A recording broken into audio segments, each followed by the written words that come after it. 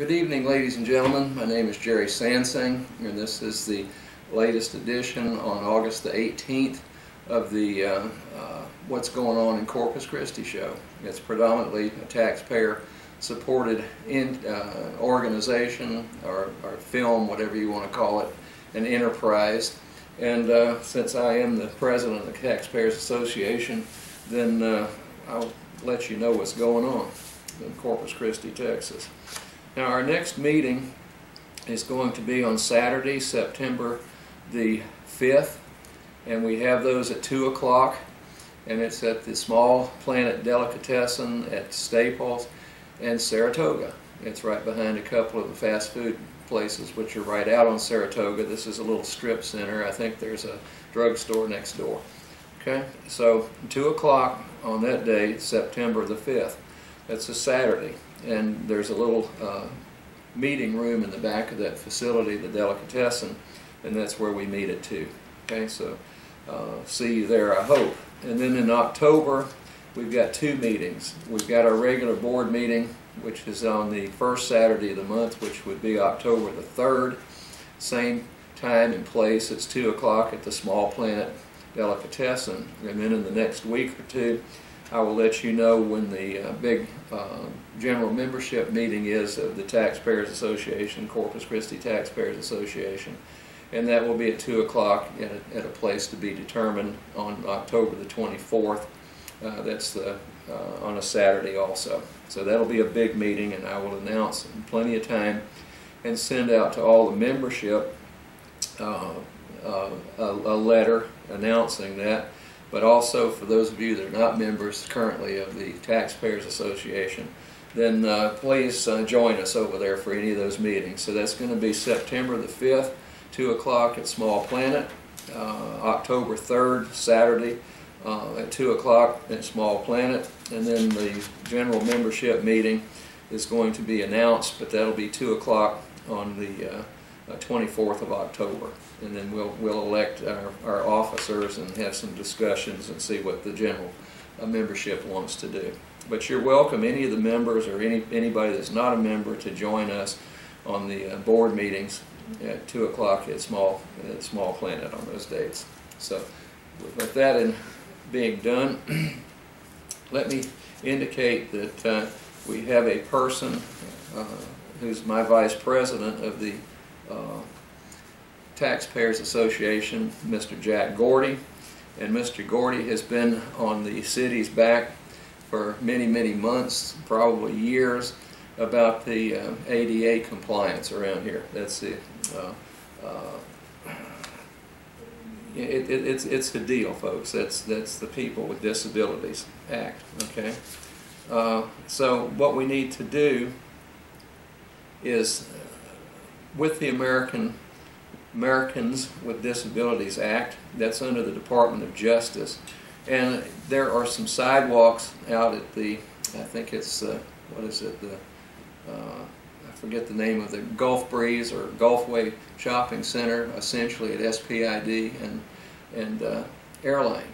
Now there's some big palm trees that are growing out of there, and I've reiterated this on several shows that you can't get by there in a wheelchair or a walker because there's only 16-inch clearance, either going into the street or if you go around to the land side of the palm trees, there's only 16 inches there till you hit the barricade and the barrier. So people can't get up and down that stretch of the sidewalks.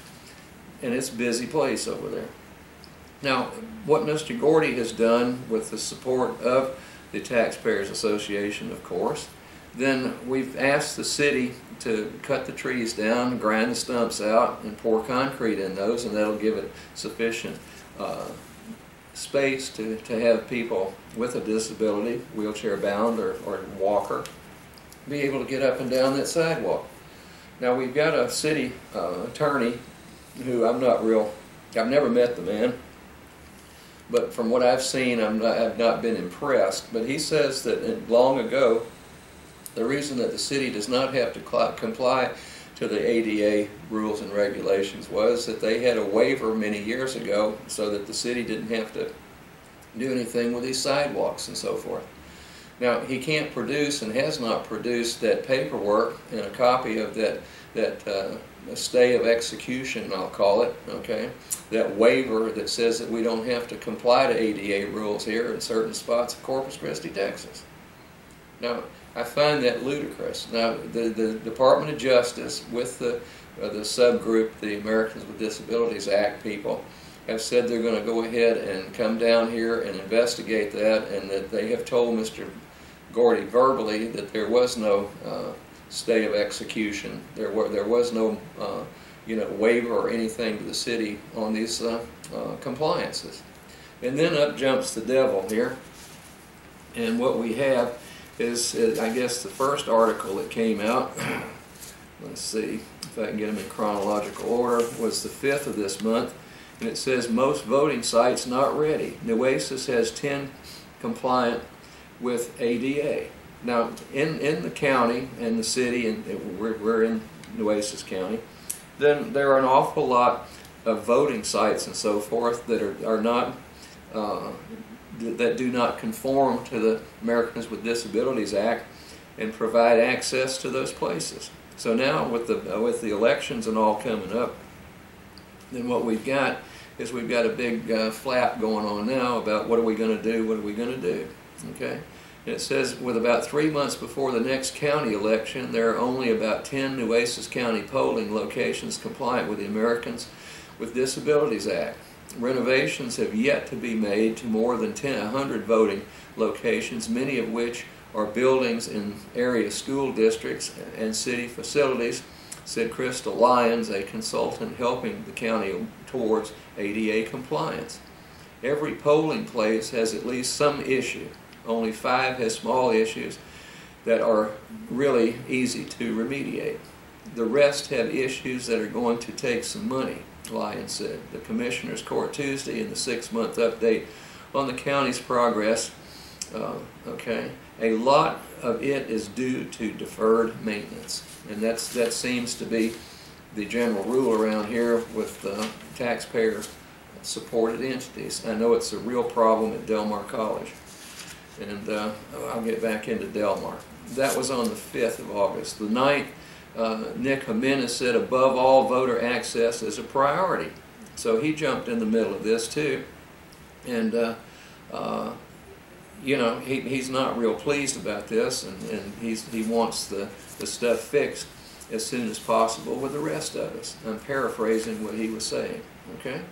And then on the 12th, Raymond Marty Rose from Port Aransas said ADA compliance needed in buildings. If many of the Nueces County voting locations are not ADA compliant, as reported recently, and many of these voting locations are within CCISD facilities, that means CCISD facilities are not ADA compliant.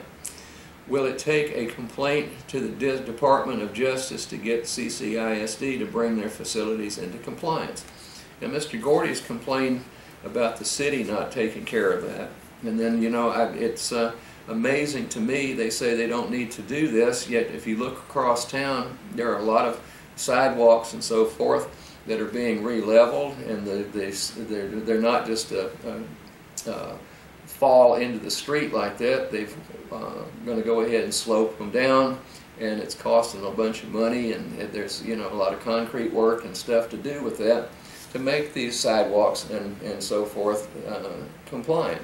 And you go into the old neighborhoods that are much older than that Gulfway shopping center area, and they've going through and making the sidewalks come within the attainment and you know, what we need to do to fix them up in compliance. So I don't understand where Mr. Risley, whatever his name is down there, said that he's got a document proving that we don't have to worry about the shopping center out there on Airlane and those sidewalks. Now, Mr. Gordy's been promised by the Department of Justice for several months now that they would get back with him, and as of yesterday, he has heard nothing. Okay? And then on the 14th, just a couple of days ago, it says county may seek extension of deadline. Okay? Well, if you don't have the money and the time, then I don't know how long the county commissioner's court has known about this problem, but I would think that somebody get up off their duffs and go get it done. Okay? So, you know, I'm all for if they will sincerely do it and an extension of a deadline and make that deadline, then I guess I won't grouse too much about that. But, you know, I'm appalled at the city saying that they don't have to comply with that because they have a waiver which they cannot produce. Okay? And then we've got another factor that the Taxpayers Association is a little bit perturbed with, okay? And that is the annexation of property out at Chapman Ranch. Now, I've talked about this on my other show, the South Texas News and Reviews, but on the 9th of this month, I think this was a Sunday Caller Times edition, it says 20 years of growing and plans Corpus Christi 2013 aims for manageable urban living. Okay? Now it quotes, and it starts out, it was Kirsten Crow who did this, or Kirsten Crow, excuse me. It says, it starts out, Bart Brazelton sees the future of Corpus Christi and a map of the south side hanging in his conference room. He knows those streets from Woolridge Road to South Padre Island and Cimarron to Yorktown Boulevards. Okay? Now, the Brazeltons have built an awful lot of houses out on the, quote, south side of town. That's where the real estate cartel known as the City Council, Corpus Christi City Council, wants to expand and put in more roads that we can't maintain, put in more sewer lines that we can't maintain, and then provide water and services out there which we can't afford to do. And our downtown streets and streets in town and up and down the Ocean Drive, Shoreline and so forth are in a mess. And we've got E. coli flowing into the bays out here through Ropes and Coles Park. And I personally think that that is due to contamination by human feces, because our sewer lines have collapsed and they're leaking into the sewer system. Okay, or the sewer system's leaking out into the stormwater. And when it rains, all that stuff comes out. Now the city is not willing to bite the bullet and pay for the source of the organisms. Now, if you look at Escherichia coli, commonly known as E. coli, then it is found in the intestinal tract bowels of all warm-blooded animals. Okay. Now, the city likes to think that it's cats pooping in the sewers, and you know, the storm sewers, and dogs pooping in the yard, and it washes down during the rain. And then we've got possums galore, you know, and so forth and so on. But heaven forbid it can't be of human origin, unless it's the homeless down there pooping in the soup somewhere. Okay, the sewers. So I don't know what's going on, but we can't afford to put in more sewer lines and plants and stuff and expand this city all the way down to Kingsville, it looks like, in order to satisfy the builders around. I'd much rather see them come in and let's straighten up the city, internal city, downtown area, and get it moving, and then get all those utilities and stuff done before we go and annex a whole bunch of other property. And then I did have a few words to say about the reasoning behind annexing that is to shut down the wind turbines out there, the wind farm that was projected to go in out there, and use all these wild and woolly reasons why that shouldn't go, like TV signal interference and aircraft interference with the Navy around here, with the different air bases, the training bases and stuff.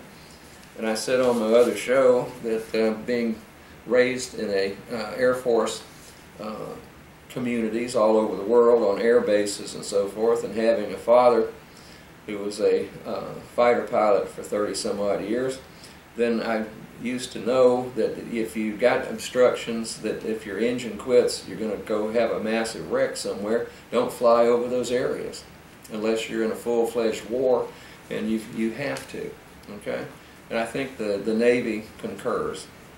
So, you know, I've talked to a lot of pilots around here, Navy pilots and Marine pilots, and they say, well, just don't fly over it if you're afraid you're going to have a flame out or your turboprop's going to quit and you have to land. You don't want to be over anything, particularly the city limits and houses and everything else. So if you've got a wind farm out there, then fly around it. It doesn't take but a few seconds to do that. Okay, so that's what's got me bugged. And then there was an editorial that came out on the 11th, and that was after this Brazelton thing came out. This was the plan, Corpus Christi 2035, about growth, not its limits. Okay? It's good to have a vision, and as does developer Bart Brazelton, who told reporter Kirsten Crow that he lives 2 years in the future because that's how long it takes him to build a subdivision.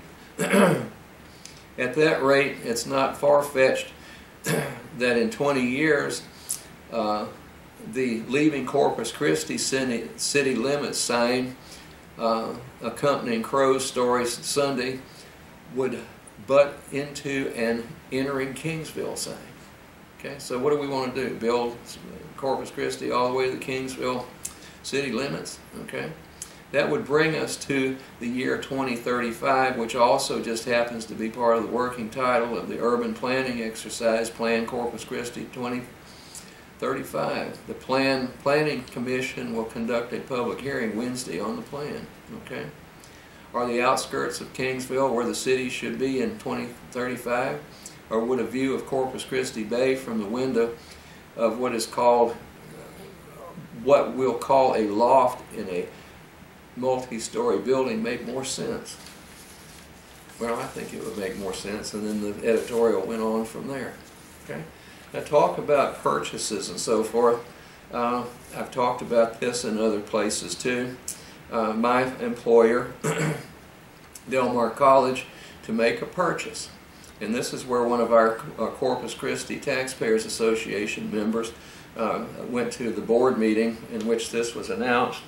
And I'll just read it for you on the air on this one. It says, Regents approved plans for property. Now we have the Center for Economic Development at the corner of Costorix and Staples. That's a old Albertsons grocery store that went under when Albertsons moved out. Del Mar inherited that, I think. I think it was donated. I'm not real sure back in those days. But then taxpayers spent the money to develop it into a very fine building, and I can't squawk that. It looks nice. It's got a bunch of offices in over there. You can take, they have different meeting rooms, and they have corporations come in, and it is a center for economic development, which is a good thing. But on the corner there is a piece of property that Del Mar College has just voted and approved plans to purchase. Okay, so it's Del Mar to make purchase, and Regents approved plans for property. And I'll just read this right quick. The Del Mar College Board of Regents on Tuesday approved the purchase of property at 3201 Staples Street for plans to clean up the area. Okay, Lee Sloan, the Chief Financial Officer and Vice President of Operations, told Regents the property near the college's Center for Economic Development once housed only a gas station and convenience store. The corner market property now is a cluster of small businesses that has broken down vehicles, overgrown grass, and old tires, as illustrated by photos of the area in the meeting agenda. Okay? The environmental assessment recommended that Del Mar College remove a set of underground tanks, those are gasoline tanks, and surface soil on the property. Regents approved the purchase on an 8-0 vote, with at-large Regent Carol Scott abstaining. Jack Gordy of the Corpus Christi Taxpayers Association criticized the purchase as unnecessary and lambasted administrators for not providing costs associated with the project. Okay, Sloan said estimates for removing and disposing of the tanks, cleaning the surface, and demolishing the buildings are between $150,000 and $200,000. The price of the property will be $550,000. So I don't know whether that means we're going to be $750,000 into that piece of property to plant grass and have a little marquee pointing to the KEDT station that they've built in, adjacent to. Well, it's actually a part of the building of the Center for Economic Development at Del Mar College. Okay. And then we have let the voters lead the council to the solution. We've got the council that wants to have the voters vote on how we're going to pay for the fixing of the roads after 20 years plus of total neglect. Okay? So I don't know what we're going to do for that. It says decent streets are a reasonable expectation, but they are not an entitlement, and they cost money, a lot more than the city has been spending for the past 3 decades. And there have been several letters to the editor about the streets and the way this place looks, and I may have some of those here up in a minute. And then it says that the council ponders tax hike for roads. Okay, and you know, here we go again.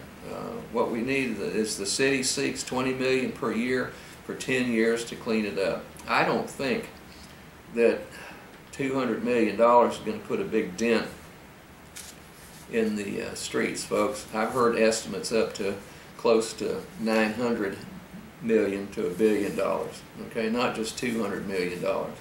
So I don't know how that's going to work. And then if you take a look at the sewers, once again, I keep telling people, I said that's a problem. That could be another, you know, $700 million to $1 billion to dig those up, and we are being watched by the EPA for that. Okay, and it's just a matter of time before we get into deep trouble with the E. coli levels out there.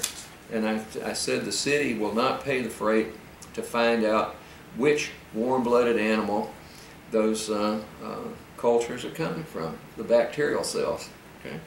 Now you can genetically these days with modern chemistry, biochemistry, genetics and so forth, microbiology, you can take an E. coli cell, you can grow it up into trillions of cells very quickly, and you analyze the genetics of that, the genetic material, and you can tell whether that came from a fox or a possum, a human being, or whatever the source is. Okay? So, but the city will not pay to have that done so that we can find out what our problem is. Because I think what's happened is they are a bit on the, they're real reluctant to find out that maybe our sewer lines have collapsed, and that's where the mixing of the storm sewer and the regular sewers are happening. Okay? And I've heard that in certain cases that they used to connect the regular sewer lines into the storm sewer just for convenience to get stuff flushed down out of the way. I don't know if that's true or not, but you know, we've got cameras you can put on cables and run them down and find out if those sewer lines are collapsed or not. I mean, it's not magic, folks. You'd be amazed what modern science can do. But the city doesn't want to do that. Okay? Tax rate, budget on tap. Staff seeks direction on street funding. Here's another one that was came out actually today. Okay? So that's on tap. So if you want to go down, you missed it today. City Council win at 11:30 Tuesday. The council chambers at City Hall. And then in other business, the council will hear an update on the new Broadway water treatment plant. Hopefully we can figure out where the E. coli is coming from in our water lines around here. The council will take a vote on a restoration outlining general goals and visions to address homelessness in the city. That's a good thing. Okay, I'm all for that. Nobody should be without a home, or at least a place to sleep at night and not on the streets. And city, don't blame all the poop in the bay on the homeless. Come on now. That's I think a bit silly. The council will hold a public hearing for the proposed budget for the Corpus Christi Crime Control District. Okay, I'm not up on the latest with that one. There are some letters to the editor. Back payments for sorry streets. This came out on the 13th of August. The fairest way to pay for our sorry streets is to go back 30 to 40 years, which is the time they have been neglected in favor of glitzy projects, and require a fee from the former mayor, city council members, and city managers to cover the cost today. And that was Noah Stone. Okay? And then Jack Bennett, just under that one in the same day on in the letters to the editor, it says city management's failures. The forum on Parker Pool in Flower Bluff in Monday's caller says it's all about our city management team, starting from the department heads to the city manager and up to the city council.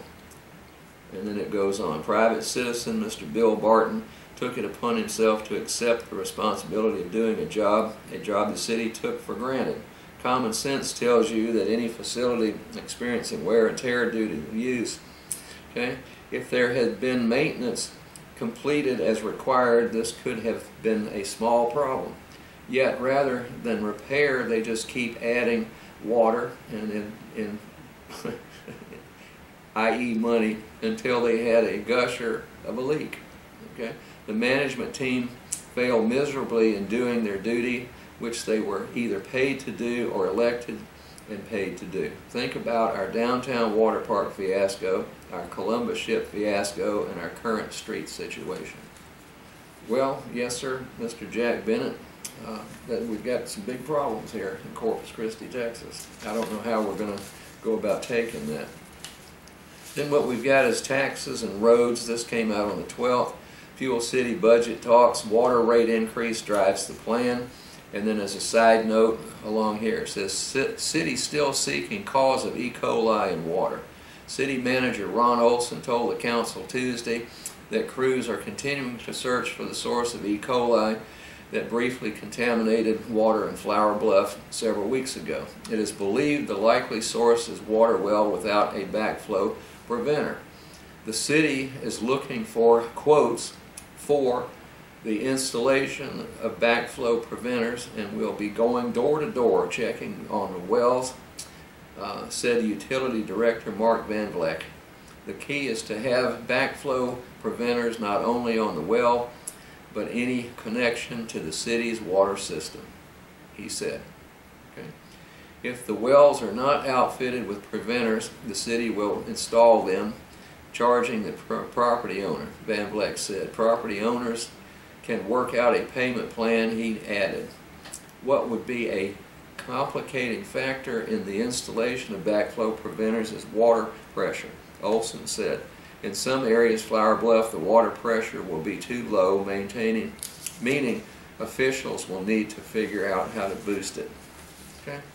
I do know that it's been a mess out there, and then I do know that the city doesn't take care of some of the sewer lines, and some of the sewer lines back up into private residence out there, and the city states, well, you know, if it's a faux pas on the city's part, then they really aren't to be held liable for that. Okay? In other words, if the city screws up, they don't have to pay the piper, so to speak, or take the blame or remediate, pay for damages. Okay? So, pardon me, I had to wet my whistle here. Okay, and then we've got another island problem here. It says unfinished tower could be costly. Water park risk losing a $110 million deadline initiative. That's Schlitterbahn, because they don't have that Austrian German castle, medieval castle looking tower and so forth finished out there on time.